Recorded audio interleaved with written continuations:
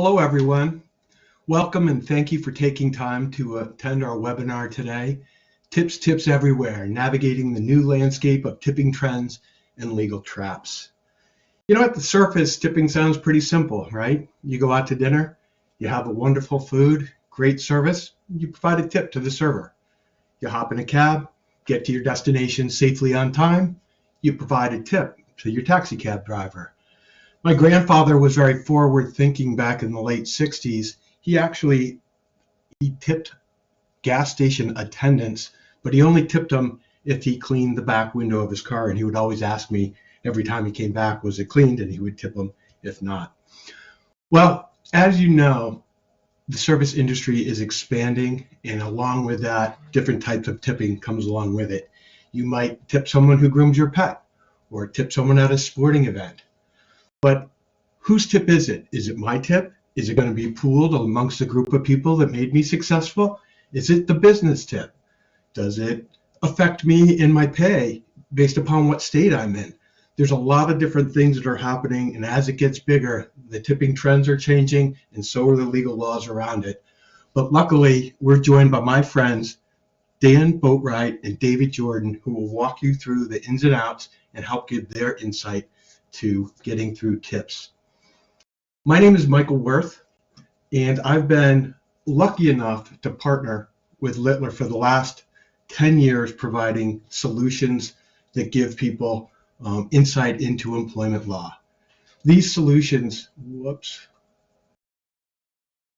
really simplify the complexity of employment law by helping you identify independent contractor classification or determining exempt, non-exempt classification. Even things like handbooks, whether you're updating or creating them, you can feel confident because you're getting information directly from Littler. I am very also proud to tell you that ComplianceHR is now a fully owned Littler company, and this just validates Littler as an innovation firm. They're constantly looking for ways to provide you more content, easier access to rules, and guess what? When you get stuck, their lawyers are always available for advice and counsel to get you where you need to go. We believe that starting with the right information really helps keep you off the rocks. Don't Google, don't guess, get the right answers right from Littler. Here's a breakdown on the federal rules, here's a breakdown on the state rules. Easy to get, there's a number of different content sources that you can refer to get this kind of information. You can go into our reference center solution, and in that, you can go ahead and you can pick minimum wage, and with those solutions you can get a timeline so I can look out into the future, see all the minimum wage changes coming into effect. I'm not going to be surprised in January when Tucson has a new minimum wage and new tip credits that go along with it. Easy ways to always get the right information. Our solution PolicySmart also provides a timeline. I'm not advancing anywhere here. Here we go. Also provides a timeline where you can look out at policies with an effective date. You can look out into the next 12 months and see there are already close to 80 policies with an effective date, and you can actively stay on top of this by going in and keeping up to date on this. But look, we know you're very busy. You don't have time to come poking around in our system every single day. So twice a month, we tap you on the shoulder. We send you an email, we tell you what is new, we give you updates on what's changing, and we also remind you what's taking effect this month so you can make sure you have those policies buttoned up if you need to. If you're interested to learn more about ComplianceHR and the Littler self-service solutions, say yes to the poll that's coming up on your screen now. If you're in full screen mode, you might need to exit that to access it. You also have the ability to go to our website, request a demo. You can email any of us. Me and my team would be happy to show you around our solutions and give you a free trial where you can come in and see how other firms just like yourself are using these tools to stay out of trouble. As usual, if you have questions, feel free to ask them in the Q&A box, and we'll try to answer them as we go through, and if time permits, we'll spend time there as well. And after the presentation, we will send you a recording and the presentation material. All right, let's get to the presenters and hand it over to my friends Dan and David. Hello, gentlemen. What do you have for us today to help folks understand the tip rules and trends? Michael, thanks a lot. This is David Jordan. As Michael said, I'm joined by Dan Boatright. We are both co-chairs of our firm's hospitality industry practice group, and so we've seen a lot of questions about tipping over the years. Dan and I both have been talking about tipping issues for probably 20 plus years. Michael, I loved your sort of back window at the gas station story about your father. I think tipping for many years was just about that, was just about service. And we have really seen an explosion over the last several years around tipping. There's really, I think, two reasons for that. The first is, I think, that we saw a lot of changes in COVID, where people stopped carrying cash. There was a desire, I think, to reward service workers who were out there working on the front lines of the disease and taking care of our various needs, necessary or not, during those times. And there's also been, I think, a significant change in payment systems. And tipping used to require having a few bucks in your pocket. You know, we've all been in the valet line and realized we don't have cash and couldn't leave a tip. And that has really changed with access to Venmo and Apple Pay and all these other systems. The ability to tip, I think, has changed dramatically, particularly when people are so reliant on credit cards or other payment systems to make payments today. So where did this all really start with regards to tipping? I think, you know, we see it in a handful of industries. We all grew up, I think, tipping in traditional table-side restaurants, but there's other places where we all learned it was appropriate. I mentioned the valet line already, certainly taxis, and I think we maybe all learned that we ought to be tipping our ride share and Uber and Lyft drivers, certainly at the nail or the barbershop. And then, you know, hotels, you know, I think a lot of people feel like it's customary to, you know, leave a $10 bill on the dresser as you check out of your hotel room. And that's been customary for a long time. In fact, all the rules around tipping largely came out of these areas. So when you look at these rules, some of which have been around for, you know, 70 years, have come out of what the Department of Labor or these related state agencies have seen as sort of typical, customary tipping occupations. But that is all, I think, dramatically changed. You know, we see, I think, the media talking about it all over the place. I just ran across a John Oliver episode in his last week tonight, talking about the explosion of tipping was one of his story ideas. And so it was really interesting to hear, I think, the mainstream media and press talk about these issues. And so it's also been a subject of I think, politics. And Dan will talk a little bit about this at the very end, but, you know, no tax on tipping was something that was really important during this last political campaign, and we'll come back to that. So it's really gotten, I think, a lot of attention. So really the question is, I think now, right, as we thought about what this topic would be, is where has the industry gone now with regards to tipping? What are we seeing now? And I've already seen like a few questions pop up about sort of, can we talk about this industry or that industry? And here's some examples of where I think we see tipping in really unusual places. I mean, the trend, I think, started with fast casual. That's what we might call like sort of the walk up to the counter and order your food place.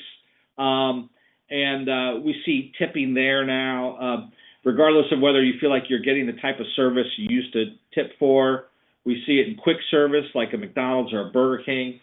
But look at some of these other areas that are really interesting. We see like, you know, ordering on an app or ordering on a website. There's tipping requests now. Retail or grocery stores, pet supply stores, pet groomers. Somebody here asked about doggy daycare. Certainly another example. Merchandise stands. What about HVAC techs that show up at your house to fix your air conditioning, and when they hand you a little Venmo, it says there's a tip line. We see that. We see it in healthcare providers. We see like in long-term care where family members are tipping care attendants.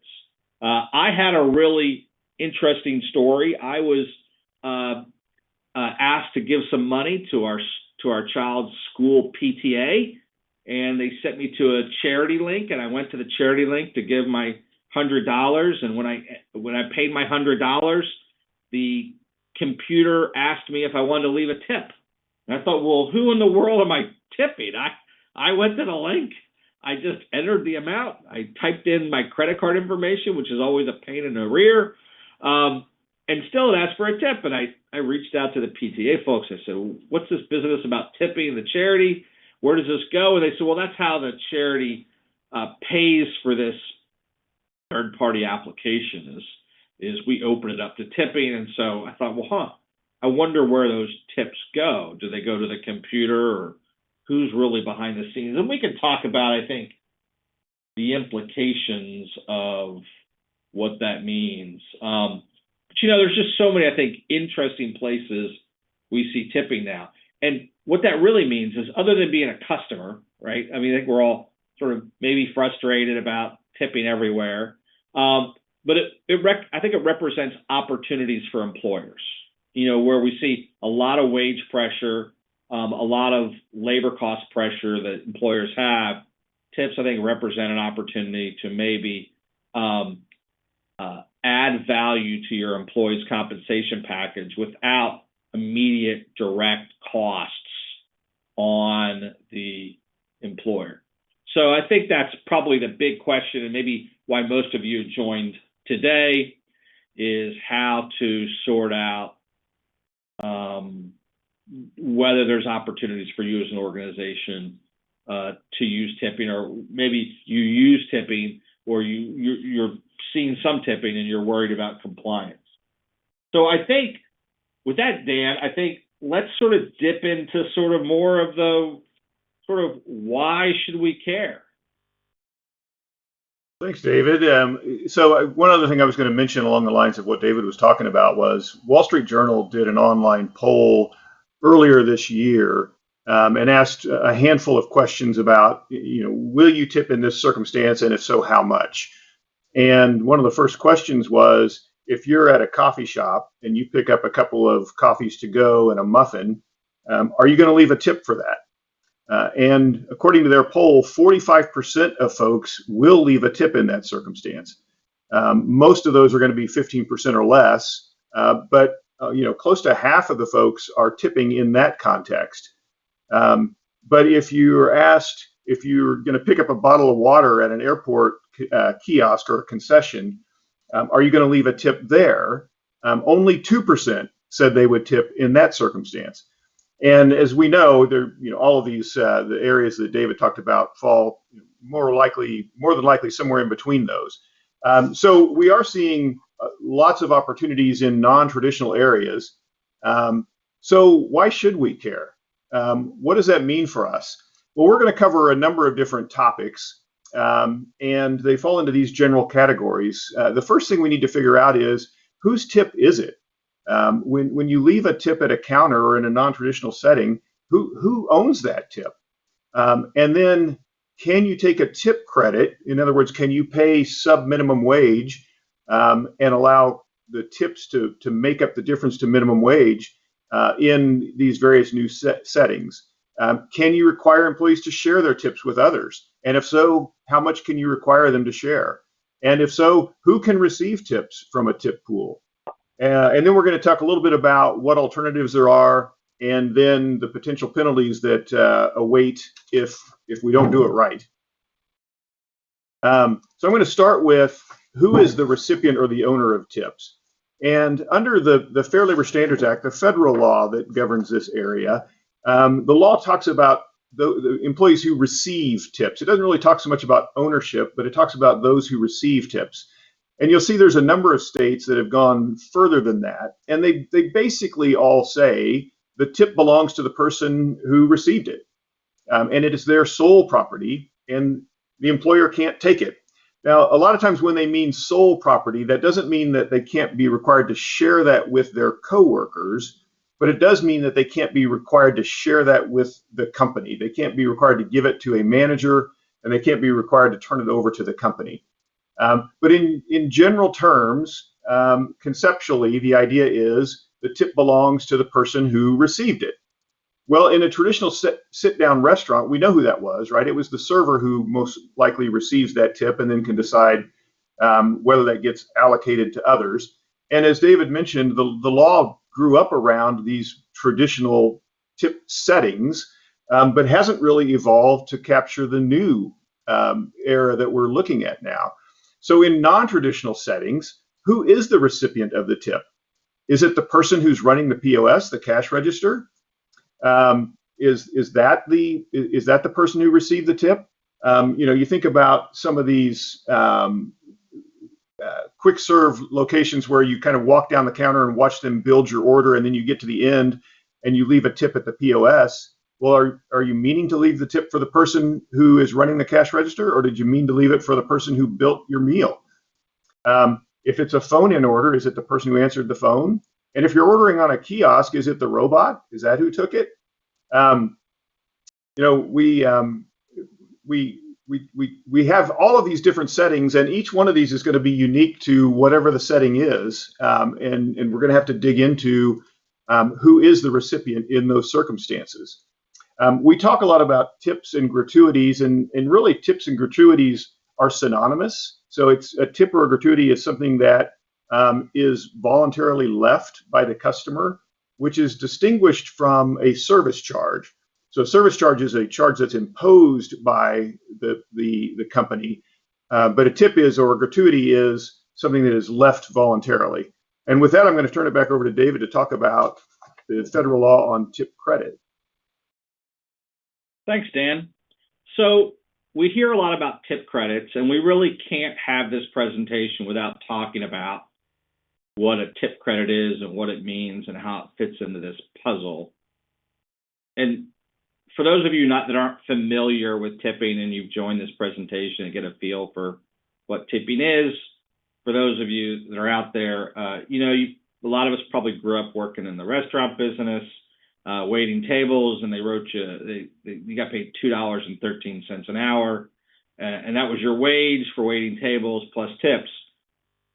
The reason the employer could do that instead of paying you minimum wage is that the company is taking a credit against minimum wage of the difference between $2.13 and $7.25, which is $5.12. They're taking a $5.12 credit with the anticipation that you will receive tips to cover that minimum wage, to get you up to the minimum wage. So I want to talk a little bit about what that means and what the requirements are and sort of how that fits into what we're talking about today.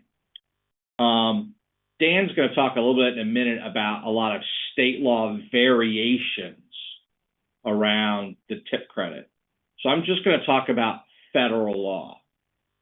And like I'm here in Texas, and because Texas doesn't have any restrictions in this area, here in Texas, we follow federal law. So the tip credit will allow an employer to take a credit against the hourly wage for any employee who customarily and regularly receives more than $30 a month in tips. And those words, customarily and regularly, are subject to a lot of debates. And we're going to talk about it a little bit more as now the IRS is going to be talking about those words too. But the Department of Labor and courts have really, I think, argued a lot about what customarily and regularly means. But generally, we would regard it as an employee that engages in some important customer service function, who has some sort of customer interaction, and the law is, I think, a little gray in that area, and is customarily and regularly receiving tips. So they are sort of being the beneficiary of tips in hand. And In a restaurant, for example, a traditional restaurant, that would be like your waiter and your busser and your bartender, maybe your food runner because they're in and out of the kitchen talking to guests, but maybe not your expediter and certainly not your cook or dishwasher. Certainly not your managers. And so what every employer that wants to take advantage of a tip credit has to do is figure out first, do they have employees that are customarily and regularly tipped?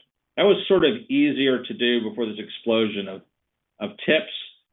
Now we have to look at whether the tipping sort of rules or the guidance that we have around what is customarily and regularly tipped is beginning to change. It's easy in the restaurant business to see this, or at least in full service.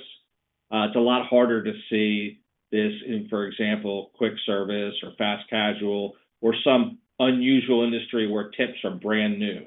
There used to be guidance the Department of Labor had that said that you would look to the sort of the local geographic area to determine whether tipping was customary in that area. That sort of language is gone from the Department of Labor now. So it's a little bit of a gray area. So if you're new in this area and thinking about tipping in an industry where it traditionally has not had tipping years ago, we should talk about whether an employee could be customarily and regularly tipped such that you could take advantage of the tip credit. You don't have to take advantage of it, but if you want to pay a lower base wage, and that minimum under federal law is $2.13, if you want to pay that lower base wage, you have to meet these requirements. And there are a number of other requirements we're not going to necessarily talk about today, including notice of the tip credit, et cetera. But let me talk a little bit about what's called the 80-20 rule. In an effort to curb employers from sort of having everybody fall into this category of tip credit work, or of sort of having tip credit employees do non sort of tip credit related work, they created a rule that says if you are a customarily and regularly tipped worker who is receiving a tip credit, 80% of your work has to be tip producing. And no more than 20% of that work can be directly supporting the work. So for example, talking to the guest, bringing food to the guest, taking the order from the guest would be tip producing. But for example, filling the sugar caddies or the salt and pepper shakers or making iced tea would be supporting work. So you have a cap on what your supporting work can do, and then prohibits what we call unrelated work. So if you want somebody to go out and pick up gum from the parking lot, you can't pay them at that low $2.13 an hour wage for that work at all. There was a rule that was put in place that included a 30-minute period of work that was not tip producing that had to be paid at full minimum wage at least. That rule got invalidated in the Fifth Circuit in August of 2024 and later removed from the DOL regs. People sort of thought the 80-20 rule has gone away. It's based on an old reg called the dual jobs regulation. The DOL is considering rescinding that entire old dual jobs regulation. It's all a very muddy mess, and companies that think that 80-20 rule has gone away probably, I think, need to be cautious because courts continue to enforce some version of 80-20, sort of a pre-2024 version of the rule that's been around for many years. So I'll leave it there as I move on, but I just want to sort of caution people about if you have tipped workers at this tip credit rate, doing work that is not producing tips, we need to be careful about whether we may invalidate the tip credit or owe additional wages because they're doing too much non-tip producing work. So that's a little bit about the tip credit and just a little bit about it. But Dan, can you talk about the tip credit elsewhere? Yeah, I'll take it over for state law. And one of the things that I would mention is that a number of states regulate in this area. And we'll look at some maps here in a little bit. And we're getting a number of questions in the chat, and we won't be able to get to all of those, and we'll follow up after the program to answer a lot of those. But one of the questions was, well, what happens if they don't make enough tips to cover the tip credit? And the answer to that is that you have to pay additional wages. You have to do what's called makeup pay to get them to the full minimum wage. But let's look at some maps about tip credit. And so this map shows you generally those states where, for the most part, the federal law applies. So in these states, for the most part, what David just talked about apply. There's a distinction I want to point out, though, that in a handful of these, and it's basically the ones across the top of the map, Idaho, North Dakota, Iowa, Wisconsin, Pennsylvania, New Hampshire, all of those have a required cash wage that's higher than $2.13, but it's still working toward a 7.25 full minimum wage. The ones across the lower part in the South there basically just follow the federal law. But these are the states where, for the most part, those rules that David just talked about are the ones that carry the day. Now, in the wage and hour space, you have to, as an employer, comply with whatever law is more favorable to the employee. And so if the state law requires a higher minimum wage, for example, then you have to comply with the state law that requires the higher minimum wage. There are some states that do not allow you to take a tip credit at all. And you see those in blue on this map. And then we're starting to see more and more at the local level, municipalities that are phasing out the tip credit. So what they're doing in most of these is each year the required tipped minimum wage is increasing until it matches the full minimum wage, and that's what's happening in these three localities that you're seeing here. DC's in a state of flux. They started a phase out, and then they pushed pause on it for a couple of months here in 2025. Kind of waiting to see what's really going to happen with that. But in those states, you have to pay the full minimum wage to folks, and then whatever tips they get are going to be on top of the full minimum wage. This map shows that, David talked about the 80-20 rule. There's a handful of states that have their own 80-20 rule. Colorado and Pennsylvania adopted 80-20 rules that are very similar to the one that David talked about. And they've kind of doubled down on those, saying that, yeah, those are still in place. The other states in blue you see there have guidance that they've published by their Department of Labor that to one extent or another adopts this 20% cap on duties that don't produce tips. And then in Arkansas, New York, and Connecticut, there are other little rules that are kind of nuances on that aren't really 80-20, but have other limitations on the work that can be performed while being paid at a tip credit wage. This handful of states here all have a required cash wage that is higher than $7.25. And the reason I point that out is if you're paying a minimum wage that's higher than $7.25, then you're no longer taking a tip credit under the federal law. You can still take a tip credit for purposes of the state law, but then you're only having to deal with the state rules, and you're not having to also worry about complying with the federal rules because you're paying full minimum wage under federal law.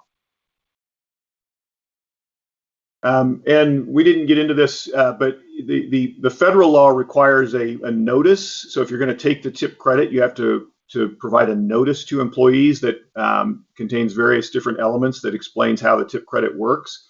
These states that you're seeing here have their own version of a tip credit notice requirement. In most instances, they're very similar to the federal notice requirement. But again, if you're in one of these states, you have to comply with both if you're taking a tip credit under both. So that's the way the tip credit works. We're going to shift now into sharing of tips or pooling of tips. And these are also terms that you hear kind of interchangeably when people talk about tip sharing and tip pooling. Historically, tip pooling meant you got a handful of servers who pool all their tips together and then divide them equally, and they figure that's a more fair way of sharing the tips. And that's kind of the notion of tip pooling. And tip sharing has historically meant more like a server sharing some of the tips with the busser or others that support. The rules are pretty much the same for whether you call it a tip sharing or a tip pooling. There are some states that don't allow you to mandate pooling of tips. Minnesota has a little bit of a carve out, but these states that you see here, at least at the state level, say you can't require one employee to share their tips with other employees. They can do it voluntarily, and in a lot of these states, you can help facilitate that if they choose to do it voluntarily, but you can't require that it be done. And some states also seek to limit the amount that you can require to be shared. So under some old guidance under the federal law, the DOL opined that you shouldn't be able to require somebody to share more than 15% of their tips. That was rejected by a federal court and has since been pulled from the federal guidance, and so there is no limitation at the federal level. But these states that you see here purport to put a cap on those, and 3 of them have adopted that 15% cap. 3 others talk about only permitting sharing of tips when it is fair and reasonable, which is an incredibly squishy kind of a requirement, but they purport to be there. And so that's something you want to be mindful of when you're talking about tip sharing or pooling programs. I'm going to kick it back to David to talk about those folks who can receive tips from tip pools. Thanks, Dan. Super question, because I feel like this is really the meat of the matter. You got all these tips coming in from customers, and where can you take advantage of these tips, and who can they go to? And there's really, I think, 2 types of tip pooling or tip sharing. And one would be one that is mandatory, that is the company dictates who is sharing in tips or pooling tips and receiving those tips. And the other is voluntary tip sharing or tip pooling. And that seems like a pretty easy line to draw. But for just a second, I'd like to note that a lot of voluntary tip pools I hear about are probably mandatory tip pools, or at least the employees perceive it that way.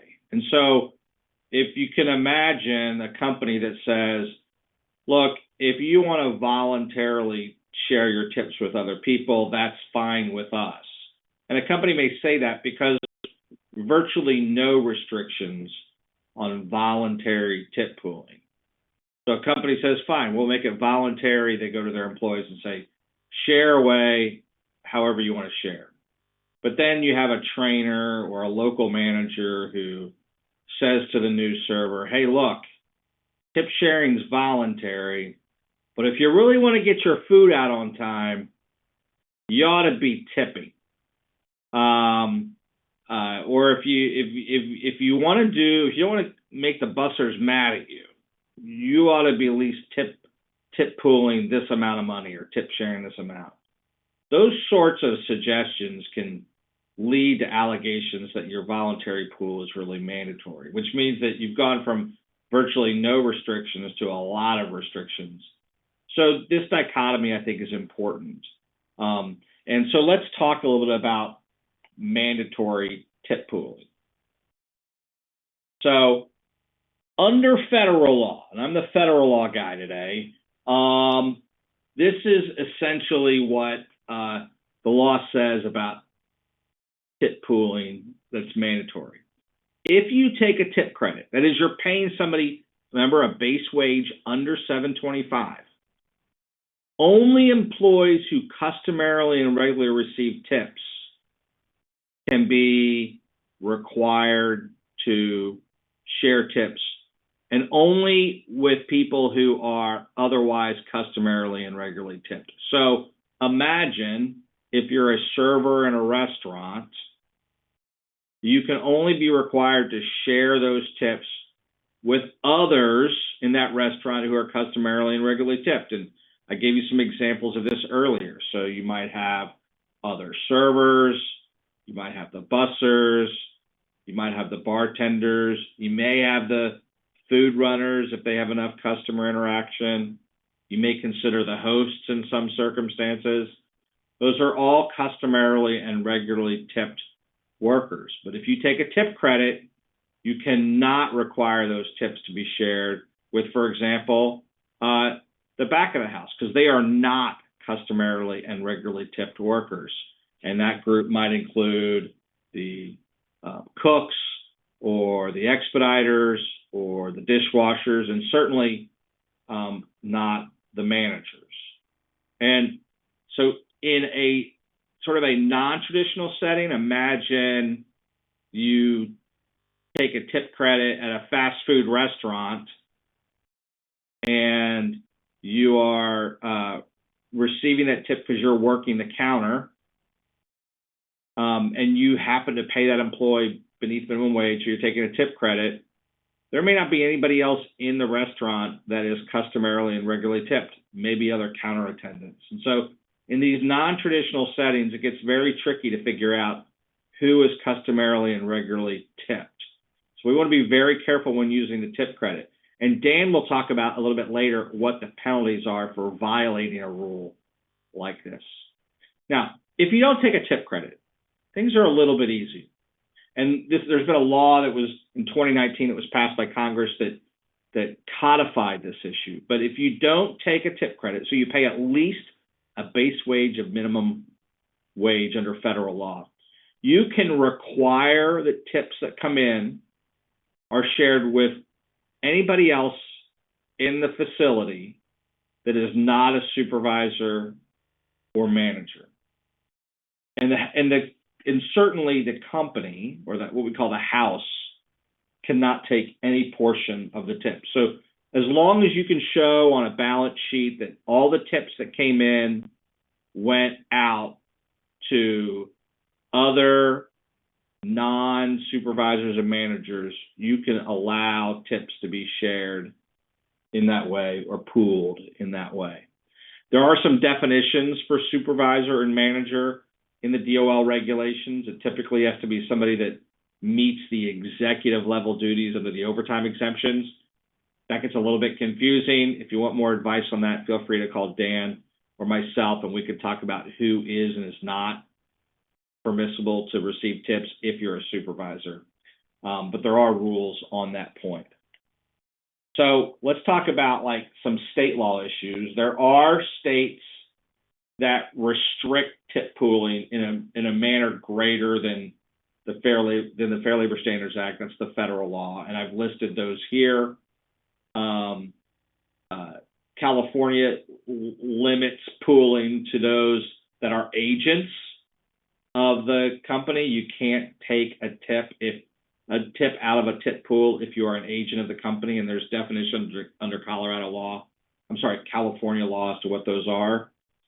Colorado allows tip pooling, but you have to give notice to the customer. Delaware and Massachusetts have rules that limit to certain types of workers. Massachusetts, for example, says you can't require the tips are shared beyond the servers, bussers, and bartenders. Minnesota's got sort of a weird rule around tip pooling, and Dan, I think, mentioned already about the limits of tip pooling in Minnesota. They do allow shared gratuities in sort of unique industries like banquet service or coffee houses where people group together to provide the service. And then New York has a mathematical restriction. Employees that spend 80% of their time can pool their tips. But in those states, if you're outside those groups, you cannot require the employees who receive the tips to share with anybody outside those groups. And so Dan will talk, I think, for a second about what the penalty is in these examples if you require an employee to share tips outside of the restrictions under state law.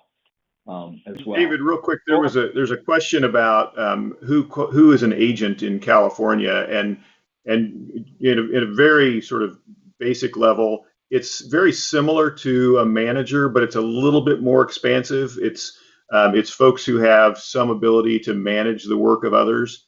It's a little bit of a gray definition, but fortunately, the courts there have viewed the term agents to be more or less similar to somebody who has managerial responsibilities.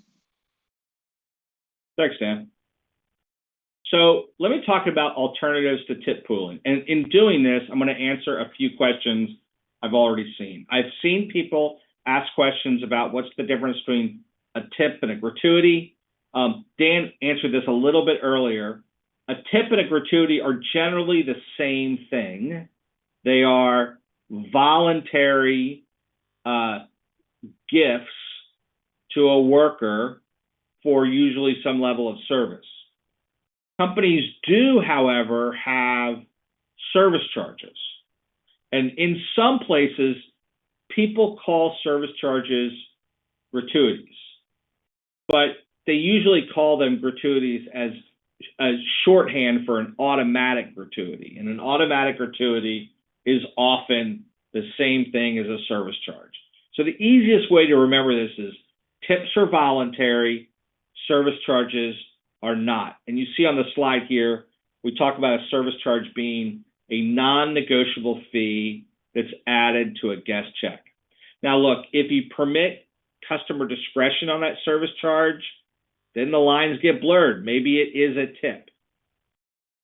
If you collect service charges, so for example, 15% on all checks over $100, then the tip rules do not apply that we've talked about today.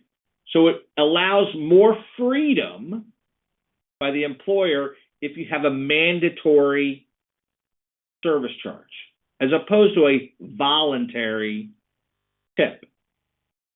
And there's a couple of reasons for this. One, it just looks a lot like a commission at that point. And if that's the case, it's generally a receipt to the company. It goes right into the revenue of the company. And so the company can do whatever it wants. It can keep all the service charges for itself. It can distribute some of the service charges. It can distribute all the service charges. And if the service charges are distributed to employees, it is not distributed as a tip. It's not reported as a tip. It's paid a lot like a bonus and would be taxed like a bonus. And in addition, and people often forget this, it has to be included in the overtime calculation, right? Because that will change the regular rate for purposes of the overtime. Now, I saw somebody here ask a question about if it's a mandatory charge and it's included in the check, can you dispute it if the service is poor? I think that whether it's not negotiable or not is the key answer. And of course, there's probably one-off situations where you can remove anything from a charge. You can remove, the cost of the dish. You can remove the service charge. But as a rule, if it's not negotiable, then it's going to be treated as a service charge. So there's another sort of alternative, and it relates to what we call the 7I exemption. And the benefits of using a service charge as opposed to a tip. So if you decided, look, we just want to get away from this tipping mess and we want to stick with service charges, you can create and utilize an exemption to overtime under what we call the retail or service exemption, colloquially called in shorthand the 7I exemption. And you can do this in a few unique circumstances. If the amount received by the worker exceeds $10.88, which is 1.5 times minimum wage under federal law, each work week. And more than half of their compensation comes from commissions, which is essentially the same thing as a service charge, right? You're paying a percent of a fee or a check.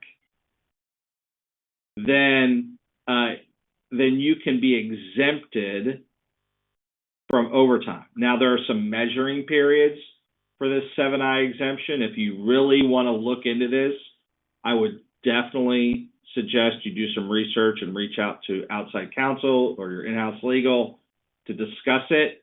But if you have a lot of overtime in your organization and you utilize service charges, this option does exist under federal law. But that's not necessarily the case in some states, and let me talk about those. You see here are some maps. We have several states that do not allow 7I at all. Those are the blue states. You see Hawaii down there in the corner, Michigan, Maine, Massachusetts, Rhode Island. And then there's several other states where there's various challenges to using a 7I exemption. So you should certainly, I think, get advice and ask questions in those states if you want to avail yourself of this overtime exemption for service charges. But you'll see the bulk of the country is largely available to use this 7I overtime exemption if you have sufficient service charges over the course of the applicable period. So with that, Dan, I think it's time to talk about penalties. Absolutely. So let's talk about what happens if you get it wrong. And the starting point is what we would refer to as disgorgement of tips. So if you've required tips to be shared with someone who is an impermissible tip pool participant, which would include a manager, then whoever owned that tip, and remember that's what we talked about at first, you first have to decide who owns the tip. But whoever owned that tip that was required to be shared with somebody that wasn't permitted to receive it is entitled to be paid that tip back. And so it's not truly a disgorgement because you're not going to go pull it back from the employee who wasn't permitted to receive it. So you're going to end up just basically paying that tip over to the individual who was required to share it improperly. So that's the starting point. And if you're not taking a tip credit, that's really the penalty. If you're not taking a tip credit, the penalty is having to give back the tips that were misdirected. But if you are taking a tip credit and you require tips to be shared with impermissible tip pool participants, you also lose the ability to take the tip credit. And that's a big deal. If you're under federal law and you're taking a tip credit of $5 an hour, $5.12 an hour, and you lose the ability to take that tip credit, that means now instead of owing $2.13, you owe $7.25. So for every hour worked, you owe an extra $5.12. And so that's what happens if you have improper sharing of tips while you're taking a tip credit. And under federal law, those numbers are automatically doubled as liquidated damages. There's some exceptions. There's a way to try to defeat the liquidated damages, but the presumption is that those damages are going to be doubled. And in some states, it's tripled. Under federal law, the presumption is that you can go back at least 2 years. There's a third year of recovery under federal law if the individual can show that it was willfully done. And that recovery period is even longer in some states. So if you want to look at it in terms of some potential numbers and the impact on that, you also have to consider whether it's going to be one person who is suing you for this or whether it's a class. Under federal law, there's an animal called the collective action, which is kind of like a class action. But what happens is the individuals petition the court to allow notice to be sent to all of the affected employees. And those people who choose to join, who opt in, are part of the case. And normally in a case like that, we'll see about 10 to 30% of the affected individuals join the case, because it's one of those things where you get a notice in the mail, you fill it out, you send it back in, and a lot of people just throw away their junk mail, right? They don't even look at it. So you maybe only get 10 to 30%. If it's brought under state law, then it would be under what's known as a true class action. And in those cases, everybody is part of the case unless they send in the form that says, I don't want to be part of the case. So you'll get nearly 100% participation in a state type class action. And there's also recovery of attorney's fees under the federal law and under the state laws. So here's an example. Let's assume that we were giving away $50 in tips per week that should not have been. And we go back 3 years and we have 200 employees who are affected. Well, if you take the $50 in tips times 156 weeks times 200 employees times the doubling penalty, you're looking at a penalty of about $3.1 million. If you were also taking a tip credit, then you're looking more at $250 a week in tips and tip credit. And if you carry that math on out, it's more like a $15.6 million penalty. So you can see that these penalties add up very quickly if you don't get it right. And that's why it is so important that you spend the time on the front end to make sure that you're buttoning this up as best you can. David? Yeah, so just some, I guess, as we reach near the end, a few parting thoughts. The first is that as we expand the scope of tipping, but we rely on some of these older rules, both at the federal level and the state level, we are going to have some mismatches. And we're going to have, I think, confusion by courts, and we're going to have confusion by regulators, both at the state and federal level. I often lament that the Department of Labor doesn't have anybody in it that ever worked in an actual restaurant or in hospitality. And that is going to lead to more litigation, especially as we talk about, I think, more fringy ideas, positions where we've typically not seen tipping before. So the more we push the envelope, I think the more likely we are to be a target. That doesn't mean we shouldn't try something, and through, I think, proper consultation with inside and outside counsel, you can certainly make a good defensible case for trying something unique. But the more unique you are, I think the more risk you have that you'll get someone's attention.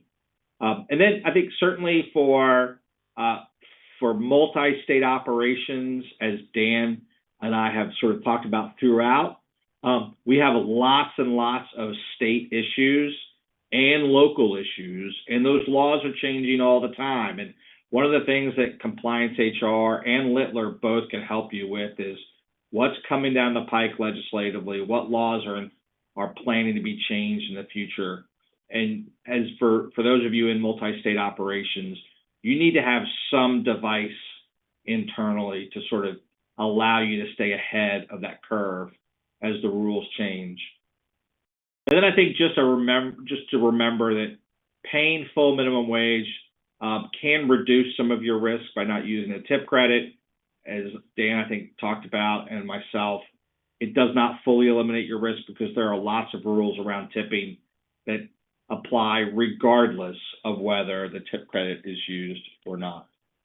So Dan, I think we have one last thing to talk about.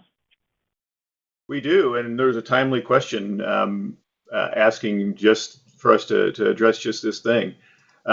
So last month, the One Big Beautiful Bill Act was passed that included a provision that there would be no tax on tips through the year 2028. There's some amount of clarity in the statute, but the IRS is supposed to be coming up with some regulations to bring greater clarity to it. Yet to be seen whether it'll be extended past 2028. But for now, what it says is that there's an above the line deduction on your tax form for up to $25,000 in tip income. Now, it is limited to what the statute refers to as cash tips, and that's defined to include credit card charged tips. So it's both cash and credit cards. We suspect it will probably also be interpreted to include other forms of electronic payments like Venmo. So anything that is the equivalent of cash and charge, we suspect will probably be considered a cash tip. But gifts, gift baskets, movie tickets, things like that are definitely not tips within the meaning of this. And it does not include mandatory service charges like what we talked about before. The statute purports to limit the scope of this to only those occupations who customarily and regularly received tips as of December 31 of last year. So I think that's a way to try to limit the expansion of tipped employment for purposes of this bill to sort of novel situations. But it begs a very important question. We've talked about the fact that if you're not taking a tip credit, you can require sharing of tips with anybody who's not a manager. So if you're not taking a tip credit, you can require sharing of tips with a dishwasher or a cook. But a dishwasher and cook is not a position that was customarily and regularly seen as receiving tips as of December 31 of 2024, at least as defined by federal law. And so if you are sharing tips with somebody in one of those non-traditional tipped positions, there's a significant question as to whether they're entitled to this no tax on tip, or whether it is limited to those folks like servers and bartenders who have historically been customarily and regularly receiving tips. Right now, at least as it's phrased in the statute itself, there is no additional obligation on employers. So employers continue to report wages and continue to report tips in just the way that they have always done.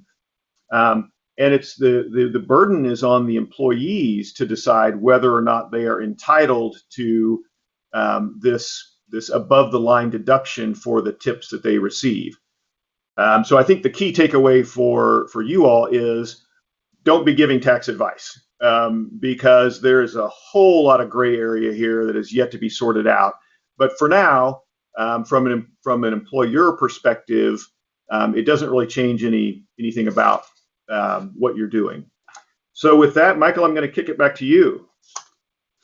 Yeah, let me interject real quick, Dan. Just 2 points real quick. Oh, sorry. Yeah, I'm going to make 2 points. Let me just click back here. One, Dan, on that point about who is customarily and regularly receiving tips, I think that this is something that likely the Treasury and the Congress did not think about. Like, I think you and I have sort of identified this as a particular issue, and I'm hopeful that the Treasury Department will, I think, clarify that if you have a tip pool that includes non-customarily and regularly tipped workers, that they could also take advantage of the deduction. I hope that we get some clarity from them. I think it would surprise a lot of employers to know that that's sort of an anomaly in the language. The other point I will make is that next week, on August 14th, we will spend more than 5 minutes talking about no taxes on tips. Rob Pritchard and myself are doing a webinar at noon on August 14th Central Time, where we will talk about both no tax on tips and its sister law, no tax on overtime. So if you want a full hour to talk about those issues, please register at littler.com for that program. And with that, I think we are finally ready to flip it over to Michael. Excellent. Well, as you can see, I started in the beginning saying at first glance, it appears tips are pretty straightforward. I don't think that's true at all. And Dan and David, thank you for breaking down all the different considerations people need to know. For you folks that are still interested in learning more about Compliance HR and Littler's self-service solutions, you have an opportunity to say yes to the polling screen again. Feel free to reach out to us at our demo request site on our website or any other way to reach out to us. But I hope you realize that there is a ton of law around this, and starting with the right information with a few clicks of the mouse is the quickest way to get started. Before we end it here, David, Dan, do you have any parting comments you want to share with the group before we let them go? I don't. I would just say that, look, don't hesitate. If we didn't get to your question, or if you have one now that's occurring to you, to reach out to Dan or myself. We'll be happy to give you a quick call. And look, don't be afraid to, I think, explore some of these new opportunities around tipping.